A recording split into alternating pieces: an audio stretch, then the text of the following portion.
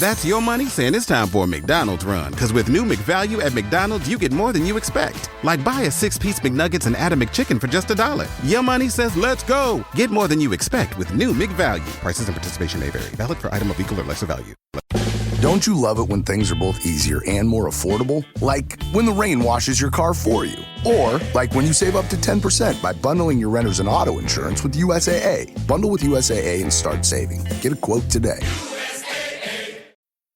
Fellas, you know Degree Cool Rush deodorant, right? Well, last year they changed the formula, and guys were mad about it. One dude even started a petition. So guess what? Degree heard us, admitted they messed up, and brought the original Cool Rush scent back exactly how it was. And it's in Walmart, Target, and other stores now for under $4. So grab some and remember why its cool, crisp, and fresh scent made it the #1 men's antiperspirant for the last decade. Degree Cool Rush is back, and it smells like victory for all of us.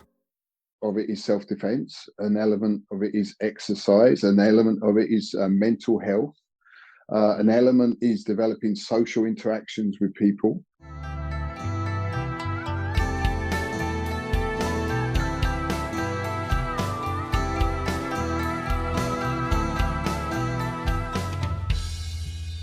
Hello, I'm your host, Les Bubka. Welcome to Anxious Black Belt, a podcast that focuses on karate, mental health, and everything in between. If you enjoy our content and would like to support us, best way to do that is to listen to another episode, share with your friends, and leave us a review. All this stuff helps the mysterious algorithm to introduce our podcast to new audience. Thank you for joining me, and let's listen to the episode. Okay. Hello, Sensei Don. Been a while. Glad It that you has. managed to join me on our another episode of Anxious Black Belt, and today is completely unrestricted and unstructured. We'll see where it takes us. Sounds promising. How are you? You good? I'm very good. I even came prepared with your lovely T-shirt. Excellent, thank you. It's nice to see somebody wearing it. I haven't got mine anymore. I'll have to get some more made up, I think. Very, very nice. So what you've been up to? We haven't spoke for quite a while now, but 2-3 months. Yeah, it's been a busy time, all sorts of things. Some good training, some good work, lots of personal stuff going on, which has sort of kept me busy. So yeah, but things are evening out now, so we're looking good. We've got a way forwards again now. Yeah, it's always a like a sinusoidal way of life, isn't it? You're on the ups, you're on the downs, and then trying to balance the things out and see how it goes, right? Have you been recently teaching anywhere? Anything interesting? Teaching's always interesting, isn't it? Yeah. It's trying to come up with different ways to explain the same stuff to different people, to find that best fit, because as a teacher yourself, is that no one way suits everybody, and so you have to be flexible enough in your mental approach to training to try and get as much out of it as you can, to put as much information across as you can, and to be as adaptable as you can. I think if I start looking off screen, it's only because I can't see you, because I've just taken my glasses off. Yeah, I keep getting that problem because my camera now it's higher than laptop. So every time I'm looking on my video, it's like, well, he's looking down all the time because I try to see you and look in the camera in the same time. It always makes me look odd. But hey ho, I'm used to it to be looking odd all the time. So it is. But yeah, on your point there, coming out with teaching material to different people, it is a challenge. And I'm learning constantly new things, because having people with disabilities in your room, it makes you think, this person actually can't hear me. Like on Sunday, we had a seminar with Joe and Greg from Somerset Applied Karate. Shout out to them. They done a lovely session. But we had a couple of people who had hard of hearing and with autism, and you had to balance the things out and track the person who can't hear you so can lip read. But then Joe got a big beard, So the Sylvia, my student, was going like, "What did he just say? I don't, I don't understand." So it is kind of very interesting and then challenging, isn't it? It is, but I think that's, like you say, that's what keeps it interesting as a teacher.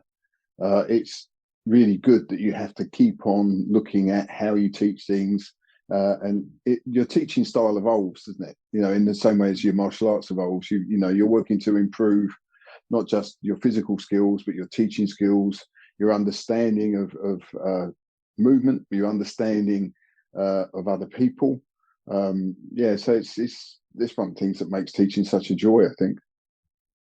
So you've been teaching across the Europe and the world.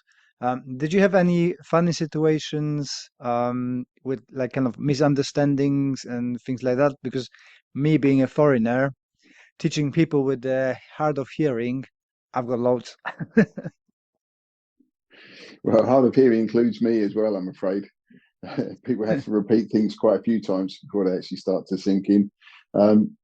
Yeah, I think that teaching when people, it's not people's first language, and if I don't have the language skills to put that information across, it tests or it sort of pressure tests your teaching in a slightly different way, because it's more about what they see.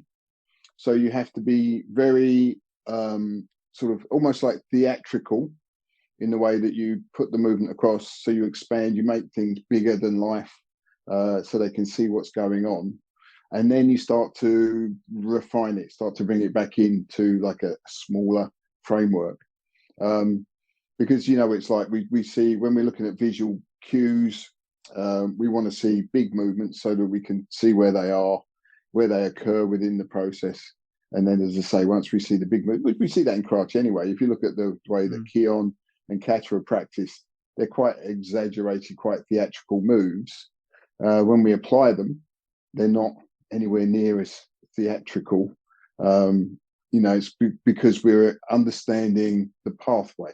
You know, if when we look at the movements in the kata, I think one of the big problems with referencing kata from books, for example, not so much of an issue these days because we have access to videos and DVDs and online Books. stuff. What's books? What's Yeah, that?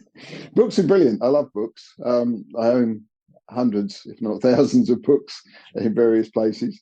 But I think that when you're looking at the pictorial references of something like kata, they're very static, very two-dimensional, and it makes it very difficult to translate it into something that is live and active, because primarily the evidence is, or the representation is one that is sort of fairly static, and it's not frame by frame, so it's not like a flick book where you actually see what's going on. You see point A, then you see point B, then you see point C.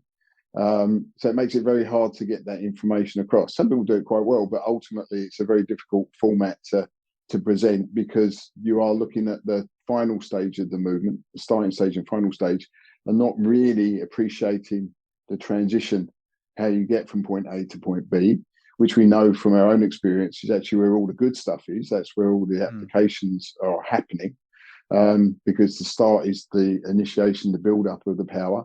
The final expression is where the power has been expended. It's gone. It's, you know, past its point of usefulness by the time we get to the end of the technique, because it's that bit in the middle where we have the application, we have the potential power, we have the biomechanics, all playing into the functional movement, into the application of the movement. So I think that's when we took off track a little bit, but that's what I was saying. If I'm teaching abroad, if I'm teaching somebody with hearing impairment, if I'm teaching somebody who's it's not their first language, it's much more about what they see than it is about what they hear.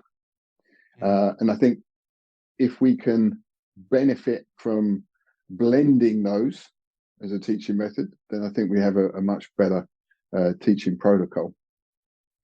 It's funny you mentioned the books and the over-exaggeration movements of the kata. I just posted today a video comparison of the evolution of the kata from like black and white old masters from Jundokan doing katas to 2023, I think it was, a kata on competition wise. And I think Hmm. even with the video, it's gonna be the same problem, because in order to be aesthetically pleasing and showing the over exaggerated movement and how your body mechanics work, we've got those outstretched, over exaggerated movements, Hmm. which not meeting the applications when you start applying. You cannot do a mawashi uke over your head and below your waist and expect it's gonna work on somebody who is 5, 6 foot tall, you know? Yeah. So I think that in a way, we're looping back to, if people gonna go, oh, I reference the video, who I'm gonna look for? Oh, I'm gonna look for a world champion in kata, how the kata looks. That doesn't give you a access to the how the kata gonna work in the applied situation, if that makes sense.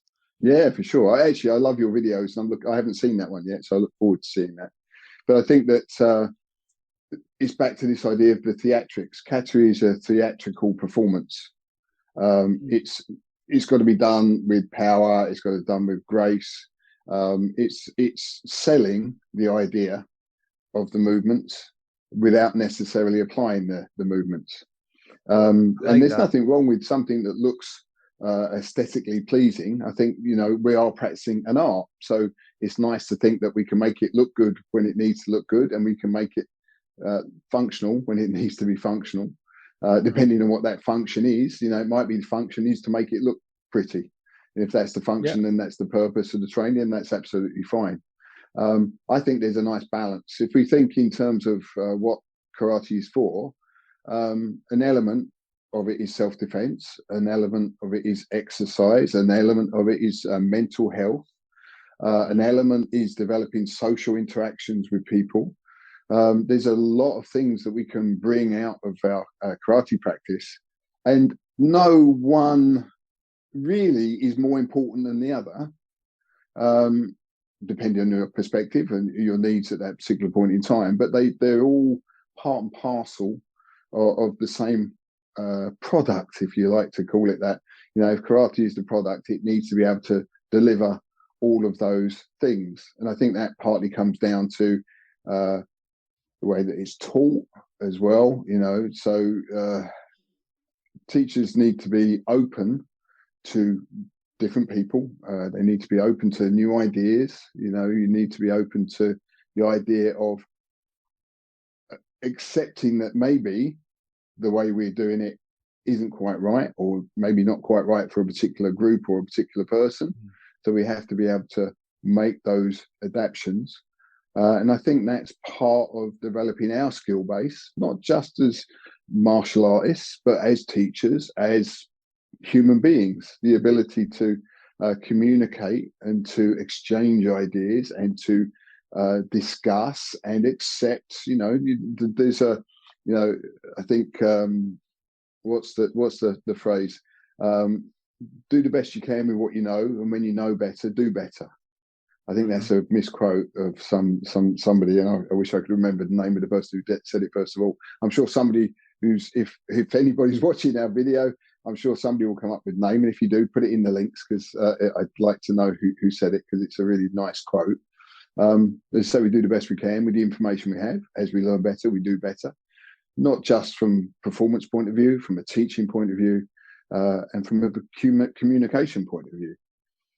So it makes it really, really accessible, I hope, to and if you're, as a teacher, if we are closed off to new ideas and to training with other people, then what are our students going to be like? They're going to be exactly the same. But if we can present, like it or not, we are mentors to our students. We are teachers. We are role models. That's always a hard one to live up to. But if we take on the role of teaching, we have to accept that's part of our role. So we have to be seen to be trying to do our best. We're all human. We're all fallible. We all fall down from time to time. But it's that ability to acknowledge that and move on, learn from it, move on. Yeah, for sure. Yeah, this is a very challenging, because you've got so many people within martial arts that promote the honor, diligence, and all the virtues. But if you look at them only online, they present totally opposite stuff. So not many walk the walk. Is it a talk the talk, walk the walk, or Yeah, well, something like both that? work. You see, Yeah. I'm really bad with quoting as well. So there you go, touche. Or somebody can put that in the comments as well, so they can they can tidy us up on our references. Yeah, I think that's really important, and there's so much negativity out there in the martial arts world, and why I don't understand it. You know, I was brought up to, if you can't say something nice, don't say anything at all. Yeah. You know, so and if I see something, the thing is, when you watch something online, so we'll take sort of people put in, because it's more our world, we'll talk about people demonstrating bunkai. Bunkai is a very individual thing. You know, something will work for one person, won't necessarily work for another. So we have this idea of pathways, which is the kata. We have the line of best fit, which is the applications, which varies depending on intent and intensity, etc. But what we tend to forget, I guess, is that everybody's different. If I put a video out, it's a very small section of what we do. Your videos, you put out clips, brilliant clips, but it's a very small part of what you're doing as an overall session. So of course we can go in there and say, oh, well, that wouldn't work in this situation, blah blah blah blah, and that's all. If they think that, that's fine, but ultimately they're basing that opinion on such a small piece of information that, personally, I don't feel confident enough to slate somebody's technique watching it as a video, purely because I don't know the context. I don't know the preamble. I don't know the exit. All I see is that one little video. I can certainly say I don't like something, or I can think it. If I don't like something, that's fine. I don't have to watch it. I can move on and watch something else. I can go and do something else.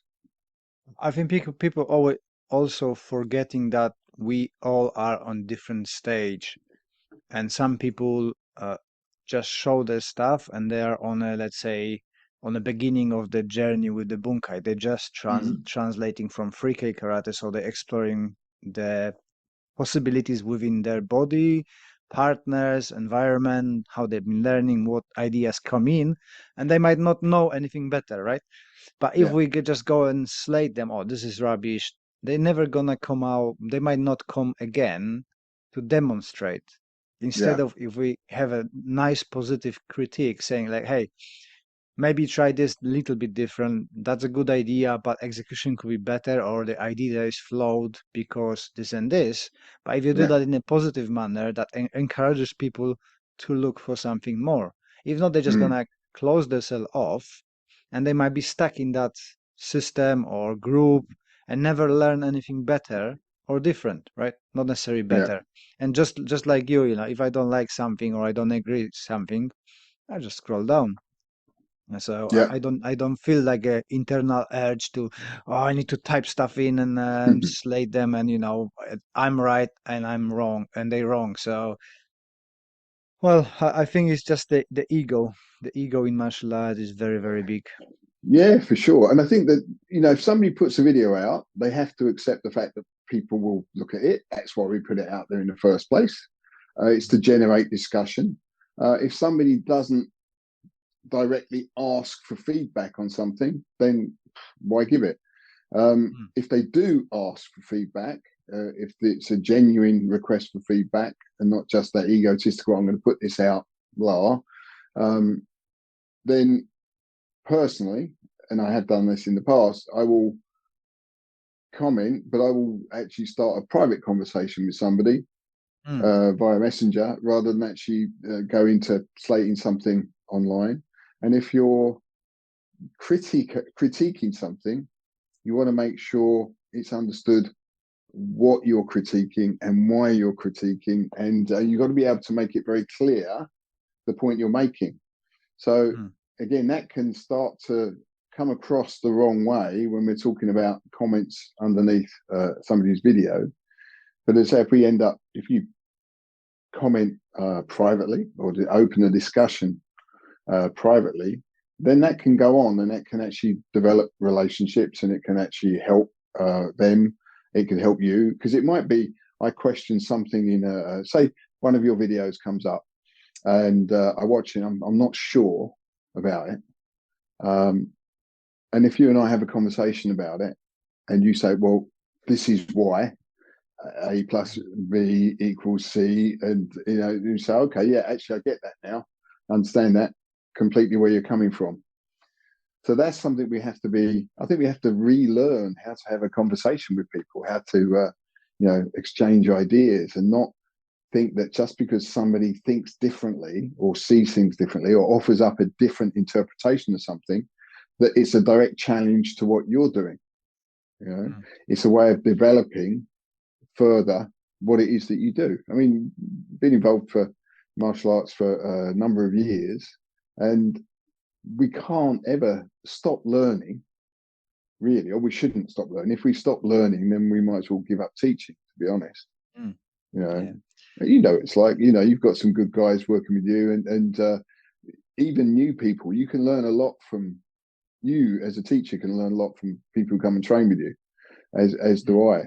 And when you've got a good group, you're bouncing ideas off each other all the time, which is, again, it's great.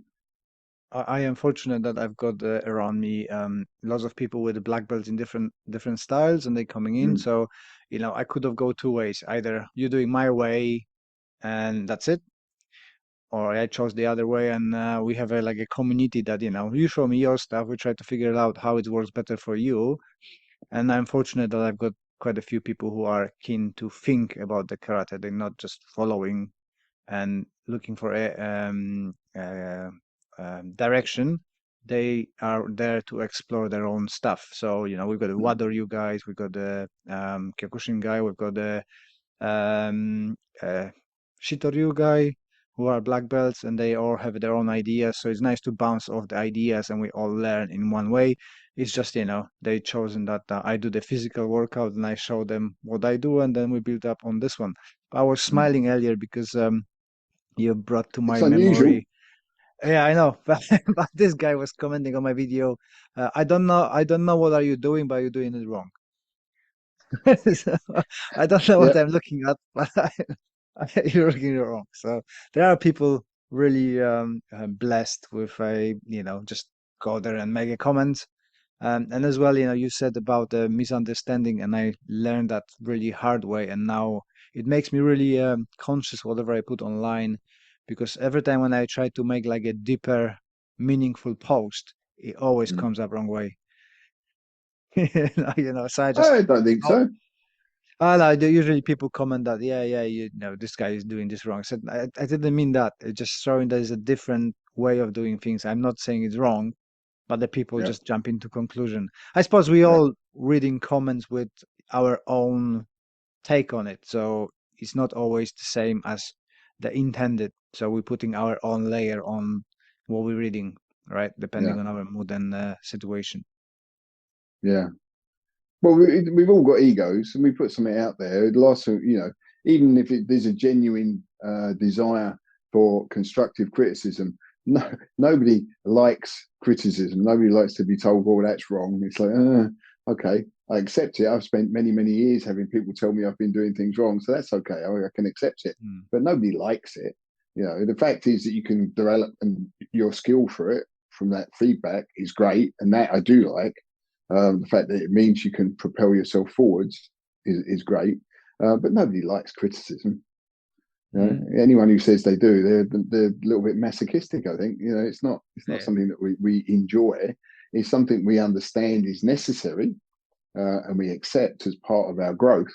But it's not something that we actually get any sort of real pleasure out of, being criticised for doing something that's maybe not quite as good as it could be. Yeah. Speaking of difficult things, development, self-development, and critiques, how's the book going? It faltered a little bit. I'm getting back into it now, but so it's still a work in progress. I think I've given myself an extension of 12 months. So it's supposed to be January this year. It'll probably be January, February of next year, Because once the Yeah, writing's done, I've got to think about the photographs or any diagrams that have got to go with it. So that's going to be the hard part, I think. yeah, I know how it is. Just my book meant to be published last August, and I think I had a half a year break from it. I went in today, look at it, and it's like, oh, I'm thinking a little bit different now. I need to change a lot of things.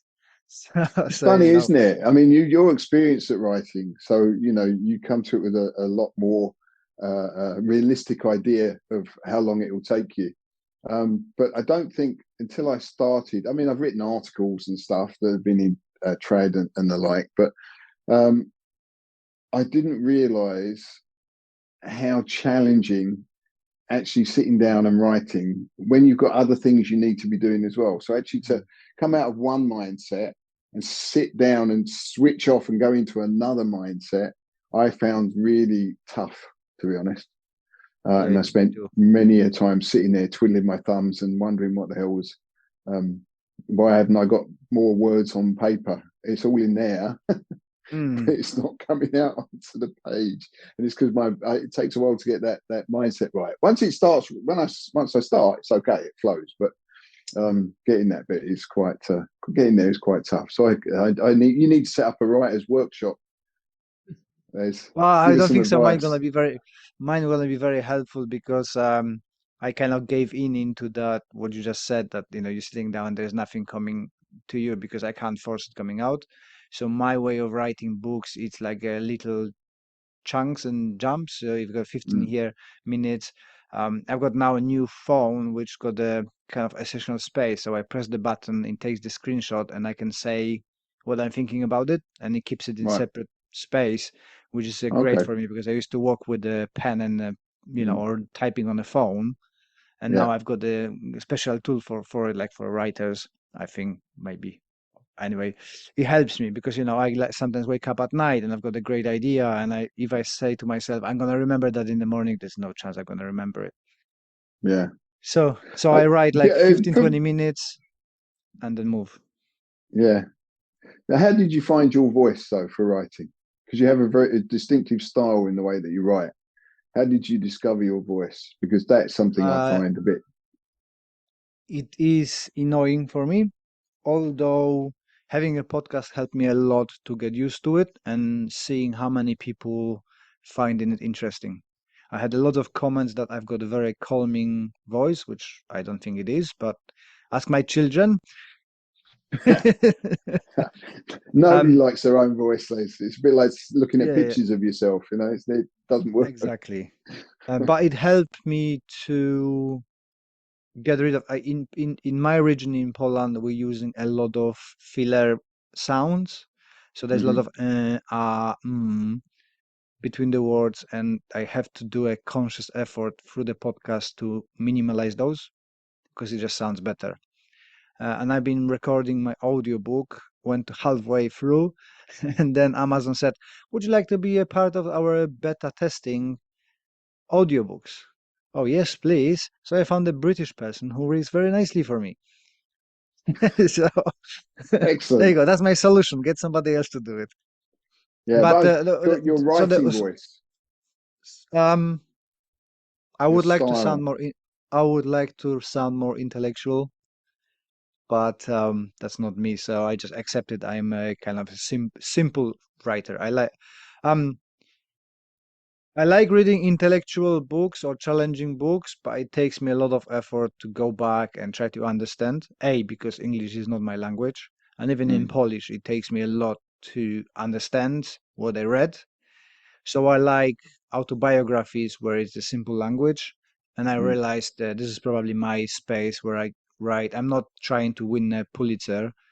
I am trying to get people like me to read a little bit more, if that makes yeah, sense. yeah, yeah, yeah. So, I think you so I'm undersell trying. yourself.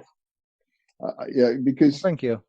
I think that a lot of stuff that you read, particularly when it comes to martial arts, I think has been overly overly academic.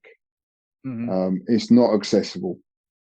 Um, So I think that it's good to find that balance between, if you use too many big words, it's almost like you're just showing off how many big words you know.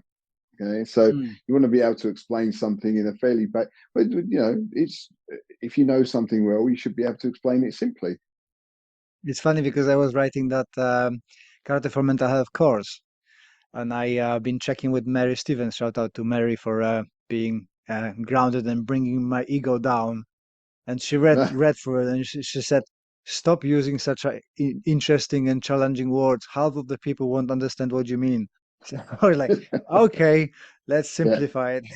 so, so it was good. it's just yeah. It's Thank good. you very much. I bought your course, and I would recommend it to anyone because I think Thank you it's very much. succinct, it's very clear, it's very concise.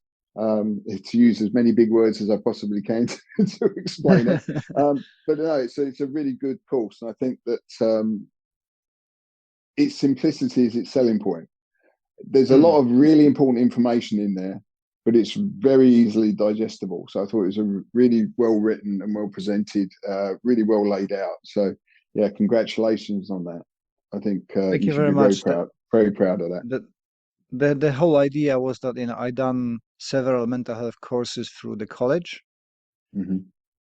uh, costing quite a lot of money, and it was like you said, written in a language that is not, it took me a long time to understand what they mean and what they do, and the structure was. So I was looking for something for instructors. Most of the things I found was how to protect yourself from being sued, if that makes sense. Yeah. So it was from the point of view, oh, you're a carer, don't do this, don't do that, because you're gonna be in trouble, right? So there was lacking few things that I really wanted to have it in a course. So I created this course the way what I would like to learn when I was starting, to know when I was starting working with people with mental health and charities and Mm. stuff like that. And I think I would wish to be more humble maybe, but I'm really proud of it, and I think I done a really good job. So I think it's really good because even if all it does is raise people's level of empathy, it's done a great job. Just the fact that people will understand that these are potential things that you may experience or you may encounter working with different people, and it doesn't, it's not, as we know, it's not evident when if somebody has sort of mental health issues. It's not always obvious. So understanding that if people are having a bad day, don't take it personally and go on the attack. Just understand that people have a bad day. Fine, let them deal with it. mm. Uh, Through that little course, I can't say much because it's all in behind the scene works at the moment. mm, Um, this course connected me to a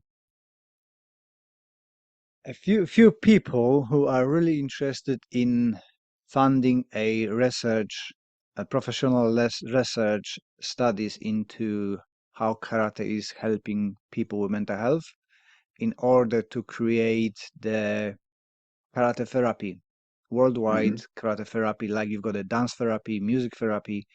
So it's kind of my dream is come true. I said when I started it that my dream would be to create a therapeutic version of karate, and it seems Brilliant. to be it's going that way, without me, because I don't have access to those people. And suddenly through that Mm. course, somebody have it and connecting me and say, "Hey, we are working on something like that." But like I said, I can't say much yet because it's all in a very very in a diapers still. So All right. So it's watch this space. Things will yes, evolve. yes. Excellent. Hopefully That's really exciting.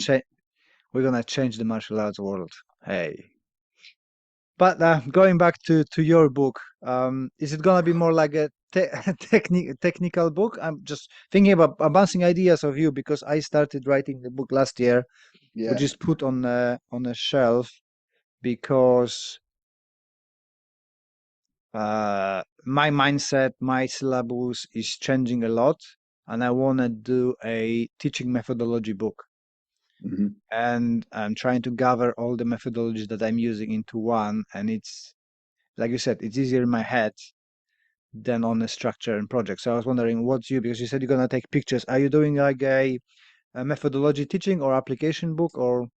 Yeah, theory and practice um, to a very large extent. My mostly about from my experience of training over the past few years, how things have developed, and yeah, so just sharing some possibilities. Really, I think is primarily what it's about. Again, I'm not going to go into any great lengthy explanation because as I write the book, as I'm sure you found, things are sort of changing direction Mm. anyway. So, but the idea when I set out was to just to put on paper some principles and ideas and training protocols that I have found beneficial to my training over the years, and hopefully might influence other people in a positive way. So it was just to get all this busy stuff from in my head out onto paper, really. Mm. As a functional exercise, writing a book is quite good from the point of view of, irrespective of it actually becomes a book that's published or not. It's a great way of learning more about your subject Yeah. because you have to look into it much more deeply. You've got to try and get that information out in some sort of coherent way, yeah, onto the page, and not look at it. My first couple of drafts, I put all this stuff down. I read through it. I thought, what the crap is that? This makes no sense at all. It's a bit like reading through one of my old notebooks. I've always been a Mm. comprehensive note taker, and I make notes, and I make notes from my notes, and I make notes from those notes. So you're over about three notebooks. You've got these condensing notes going down to like hopefully this little nugget. But if you don't make that progression straight away, often when you look back at your original notes, it's like, what did that mean? Yeah. So yeah, and I found that a little bit with the book. I wrote this stuff down, thought, oh, that's great. And then I went back and read it about a week later. I thought, that makes no sense at all. I've got to rethink that, rewrite it. Mm. Yeah, as you mentioned about the notebooks, you guys, if you want a nice notebook, I've got one, really good one, in the Yes, Les description has got an below. excellent book. Trying to make extra Highly recommend it. £10 on the side. Your karate journal. Very Yep. good. Uh, Yeah, go for it. Really yeah, I well found that. laid out. Good book. Yeah, I found as well that kind of writing the book is a pain, is a challenge. But I finding much more frustrating going through the um, checks and corrections, and it always end result 5 scripts later, it comes up a very different body of work. Mm. But that's the process. I think refining and stuff like that. So that's the way Well, I the think way to the do it. fact you And can write it in English when it's your second language, I think it's amazing. I well, think I'd be I, inclined to write it in Polish and then translate it from Polish. I stop you there. I don't write in English. I write in English. Ah, I call it Pinglish. And I tried 2 ways. When I was writing the anxious black belt, I gave it to my friend to correct the English, and it comes out good, but with zero understanding of karate. So the right. correction was like, but that's not what we do. You don't understand really. So Anna is the author behind the scenes who understand my thinking because she's my partner for 13, 14 years. And she does karate, so she's a person who understands the my background, my Mm. point of view. So the nice English versions are from Anna with my Pinglish in it. So Ah, so you're a good team. although now I have to say I know that lots of authors gonna be complaining. I'm using a lot of Chat GPT to correct my grammar and stuff like that. It's still after correction, and I have to correct the computer because it sometimes is putting a really wrong style. I like Hmm. either too funny or too intellectual. But it's nice to correct grammar and spelling mistakes Yeah. because I am dyslexic in Polish and I'm dyslexic in English. That's kind of transferring the skills. So So I do quite Yeah. a lot of mistakes, and it's a helpful tool. But I was trying to write a book with just prompts, like people saying, and it's awful. Mm. It's awful. So I don't think so that authors are in danger. And you can kind of sense it. It's not genuine. It's kind of it feels artificial. Right. Or maybe just my prompts are very rubbish. Maybe that's the case. So, but no, I use. You should try that as well. It's useful tool. Yeah. I'll have a look. I've resisted so far, but yeah, I think it would be worth having a look. Yeah, if you got a goal of not replacing your writing, but using it as a even advancing ideas, I find it very because I've got the chaos in my mind. I don't. Some people are very structured. Mine is like somebody dumped it in a teenager's room, the clothing in the middle. That's kind of description of my mind, I think. So if I put what I want to write about, it can give you a structure, how to Yeah. do it, and then you Right. modify it. Okay. I find that very, very useful. Not as a writing a book, but just give me a structure. This is what I want to write about. This is my ideas. Please put it in some sort of order so it'll be easy to read. And it does that very well. You strike me as sort of a mind map sort of guy. You know, you got your central theme, and then you've got all these little bubbles coming off it all over the place. Yeah, that's pretty much yeah. But it's like a zigzag everywhere crossing pathing. I can't. I probably if I got diagnosed or I wish to go the diagnosed with the ADHD, I probably would Mm. qualify it because I've got very short attention span to things, and I've got like million projects going in different directions and being done. And I'm learning how to focus more on one and go and just do it. Okay, just do it. It's like been doing Mm. that breakfall course. It took me about 5 months preparation, and I done it within an hour. It's just Yeah. getting there is the problem. Not doing it is getting there. It's just like resistance inside that it's unreasonable pain. Oh, I'm gonna have to set up lights. I'm gonna have to do this. I'm gonna do that. It's hard for me to. I suppose procrastination, right? Yeah. How's it going, the course? It sounds Well, brilliant. It's pub. It's I haven't published. picked it up yet, but I will. Yeah, I will buy it. I promise. I just wondered Thank how you. it was going. So it is good. Sells, especially those who've been with me on my seminars, because one of my most popular seminars is the overcoming mental barriers into throws and landing.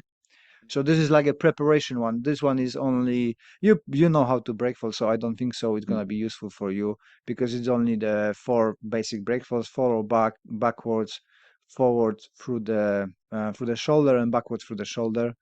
So it's like very basic. But I've noticed that people coming in from karate who try to throw and they don't have that base. So Mm. this is like it's only 15 pounds, so it's like introduction to breakfast and stuff. So you can build on if you know this, then you can go to the next course when we're gonna be Yeah, yeah. doing throws and stuff. So That's a if you good don't have a idea. Well structured. yeah, if you don't have a foundation, there is no point jumping in because you're just gonna get injured, right? Mm. If you don't have a basic Yeah. thing, I'm landing on the floor and my chin have to be tucked in, then we have no conversation of you being thrown. If that makes sense, right? Yeah, absolutely. Well, I Yeah. think that So yeah. I mean, it's always nice to see how other people teach things. Same thing, variations. Because I think again that helps you open up your eyes and your perspective on different people doing things. I mean, I've mm, got mainly older people in my class. None of them like falling down. well, So the older I get, I say to my guys, it's not the problem being on the floor, it's to get up from it. That's the most tiring part. yeah, You know, definitely. landing there is all right, but getting up is getting more and more tiring. Yeah, you have to So build in that into the class. So half a class is actually spent getting up off the floor rather than doing anything else. Yeah. yeah, but that's the point which Marek, you met Marek from Poland, my friend, who says that they focusing a lot of now that I backtrack this one. So there are a lot of people saying that you shouldn't waste time on warm up. You should be doing warm up for the activities you do, which is Mhm. great and makes sense, but not when you've got people who can't move properly.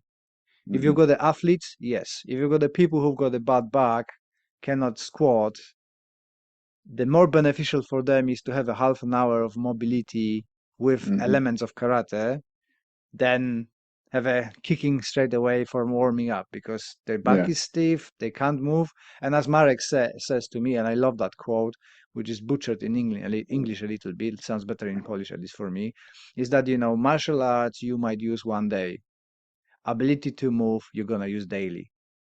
Yeah. So which is more beneficial and more practical karate for my students? The one that allows them to get up from the sofa without groaning and using hands, or the one that they're going to be striking Yakutski to the tummy all day long? Well, yeah, absolutely. I mean, falling safely doesn't just relate to people throwing you, does it? At the end of the day, as we get older, we're more prone to falls, balance gets worse, strength deteriorates, and you're more likely to injure yourself when you fall. So to actually have confidence that you can fall and fall safely is going to make you more capable and actually reduce the likelihood of falling, because you're going to be more confident in walking as well. So my dog wiped me out the other day. I was walking Barney round the block, and we got onto somebody's drive, and you know what these little square drive things are like, and they're quite slippery. And he sideswiped my leg and took it out from underneath me, and I did a really graceful, not at all, side break fall as I hit the floor. Well, nobody was there filming it. So that must have been work up all those wasps or bees that look like bees when you've been walking with the bees. Big swarm. No, that was a different day, different problem. Yeah, they were good, weren't they? That was cool. If you haven't seen the video, go to the Don's feed, and you can see the video of a big swarm of I think it was bees, right? It didn't look like wasps. No, it was going bees. around somebody's drive. Yeah, I'm glad I didn't live there. Very impressive sight, though. And much more impressive in live than it was on the video. And it's like really noisy. And you can see how many bees there were, but it was incredible to see it live. Just massive. You could barely see through them. There were so many of the things. It was good. I've seen you doing a workshop with Mary Stevens again. Yes. Yeah, so Mary and I are getting together on the 29th of June. So looking forward to that. She's going to present her new kata for defense against somebody bigger, stronger, more determined. And that's coming from Mary. That's coming from Mary. Yes. So I apologize, Mary, because I know you listen to my podcast, but really, you should. That's something I can come up with, not you, Mary. Come on. I think she's taller than you, isn't she? I think we're similar height. Yeah, similar height. Yeah, that's not the small people. I'm sorry, but that's not the small people. No. But it's to give people. I mean, we haven't really spoken about it in any great detail. I'm looking forward to seeing it when we do the seminar. I'll be doing kinetic chain and power generation, but I think it's this to give people confidence when you're working with somebody bigger, or not necessarily bigger, but stronger. It could be a woman against a man, man against a woman. The dynamic that puts you at ill at ease, just to get comfortable with working against somebody who poses that sort of threat. Yeah, Mary is fantastic with that, but what kind of friend I would be if I wouldn't take a Mickey out of her. So I feel obliged. That's with Mary. We got Ian Abernethy and I teaching together on the 24th of May. So that's all up. Both of those events are up on the events page on Facebook, or you can get them via the website doncame.com.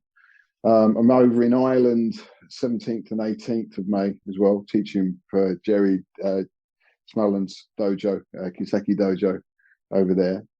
So we've got 2 days of seminars, 2 on the Saturday, 1 on the Sunday. So looking forward to that. Busy. And then we're teaching together in September. We're back we're together in September. The dream team back together again in September. Um, we're gonna have somebody who upsets a lot of people on the internet. Gary Lever. yeah. Hold on a sec. Yeah, I need to plug my iPad in. The battery's running out. no problem. Yeah, so we're gonna have I just keep talking. Gary's You gonna keep be talking. showing his version of Goju Ryu, which for some reason I find him very interesting what he's showing. But seems to be that the Goju purists have a lot of to say negatively about him, and he's got like a fan club of people returning and slating him on the online, as we've been talking before about it. But I'm finding his um, Goju very interesting, and it looks closer to the roots than the other versions. So I'm really looking forward to his approach and what he's gonna be showing and what he's gonna be teaching with us. And obviously your stuff is also amazing. And I think Thank it's you very gonna be much. very nice seminar. Yeah, looking forward to it. I've never met Gary before, but I like his stuff. So I'm looking forward to meeting him and finding out more. That's going to be really good. But it's always good to get together with you and do stuff. I wish we could do it more often. Um, Yeah, well, it's always fun. It's always worthwhile. I think it's I took a this year I'm doing less seminars that I'm organizing because there's so much choice that it's a huge risk, especially if I bring in somebody abroad. It's a lot Mm, of investment and it's very unpredictable time now with all the um, financial crisis and people just don't have money. So I don't want to yeah. as well put pressure on people that you need to come and they're missing out and stuff like that. So I'm thinking more cautious about it, but karate for mental health is something I want to run, and I'm hoping to go. We're gonna go downstairs this time, I think, and support the shin kick. So hire from them the bigger room with the Oh, ring, okay. Yeah, so we good. can have more people and support other club as well because their bills went up and council doesn't help with the rent and business rates and stuff like that, as you probably Yeah. know through your stuff. And it's kind of non-negotiable with them. So we're trying to help them as well a bit. Mm, good. Yeah. Well, it's like I say, it's community, and you've got a good space there. So it's nice to be able to use it. Yeah, it's so much nicer with the mats being all the time and not have to bring them all the time and put them down Yeah. and cleaning in the garage, putting in the car, taking it out, cleaning again. It's just Mm. hey ho. And how's your dojo going? Because you had some water leak last time when we spoke. Yes, yeah, we had a little bit of a problem. Turned out it was a blown fuse. We have a small sort of water closet there, which basically we use as a macerator, and the fuse blew, and it just created a flood. So thankfully, no major damage was done. It was found very quickly. We managed to get things resolved within sort of 24 hours. So I only ended up closing it for a day, which was nice. So it was Mm, good that and it didn't cost too much money to resolve either. So I was quite pleased about that. okay. Um, I think we covered pretty much all the topics. So, you guys want to talk about anything else? Always happy to talk to you, Les. I just don't think the more we talk, whether anyone else will want to listen to it. That's the thing. Um, yeah. So I think originally we were talking about talking in regards to longevity in training, weren't we? I think we wanted to have Mm, a chat about that. Maybe that's one to save for another time. yeah. You know what? The most listens I've got kind of conversation like with yours. There is no structure. We just talking about it, and it always takes turns. And this is something that I like to listen. That it just takes different turns. It's not like Yeah, yeah. structure. I've got 10 questions to you and you want to answer those. It's like free flow of the conversation and whatever comes to your mind, you just go there and talk because it's not always karate is not always about the techniques. No. We covered teaching, we covered mental health, we covered break falls, we covered kata and stuff like that. So it's always nice to kind of reach different routes and all leading to one mountain, isn't it? Yeah, yeah. One It's top. always good to have a ramble. Yeah. Hey, Sensei. thank you for joining me, and I'm looking to the next one with longevity then. Yeah, cool. That's really good. Well, I hope your family's well. I will speak to you soon. Take care. Thanks for that. Speak to you soon. Yeah, bye. Well done for listening to all of it. You are a superhero. Thank you very much for your support. And if you could leave us that review on a podcast platform, that would be amazing. I appreciate your time, appreciate your support, and I wish you all the best until the next one. This podcast is part of the Sports Social Podcast Network.